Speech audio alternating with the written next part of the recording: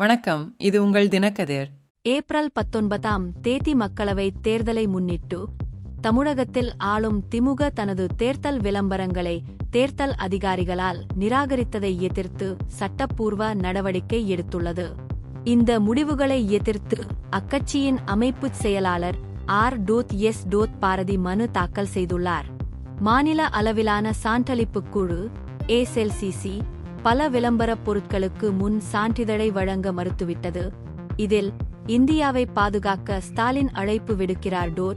இந்த மறுப்பு தலைமை தேர்தல் அதிகாரிகள் மற்றும் மாவட்ட தேர்தல் அதிகாரிகளுக்கான ஊடக கையேட்டின் பிரிவுகள் 2.4 நோ 2.4 மற்றும் 2.5 ஆகியவற்றின் அடிப்படையில் அமைந்தது. ஜனாதிபதி மற்றும் நீதித்துறையின் ஒருமைப்பாடு, தேசிய ஒருமைப்பாடு, இறையாண்மை மற்றும் ஒருமைப்பாட்டை பாதிக்கும் அல்லது சரிபார்க்கப்படாத குற்றச்சாட்டுகள் அல்லது திரிபுகளின் அடிப்படையில் பிற கட்சிகளை விமர்சிப்பது போன்ற விளம்பரங்களை நிராகரிப்பதற்கான காரணங்களை இந்த பிரிவுகள் கோடிட்டுக் காட்டுகின்றன. அரசியல் கட்சிகள் பல்வேறு ஊடக தளங்களில் விளம்பரங்களை வெளியிடும் முன் குழுவிடம் ஒப்புதல் பெற வேண்டும். வை குறிவைத்து சில விளம்பரங்கள் மற்ற மாநில மற்றும் தேசிய அரசியல் கட்சிகளால் நடத்தப்பட்டதை பாரதி உயர்த்தி காட்டினார். மாநில அளவிலான ஊடகச் சான்றிதழ் மற்றும் கண்காணிப்பு குழுவிடம் எம்ஜிஎம்சி திமுக முறையிட்ட போதிலும் ஆரம்பத்தில் நடவடிக்கை எடுக்கப்படவில்லை. ஏப்ரல் 4ஆம் தேதி தமிழக தலைமை தேர்தல் அதிகாரி முன் சான்றிதழ் நிராகரிக்கப்பட்டதை உறுதி செய்து உத்தரவு பிறப்பித்தார்.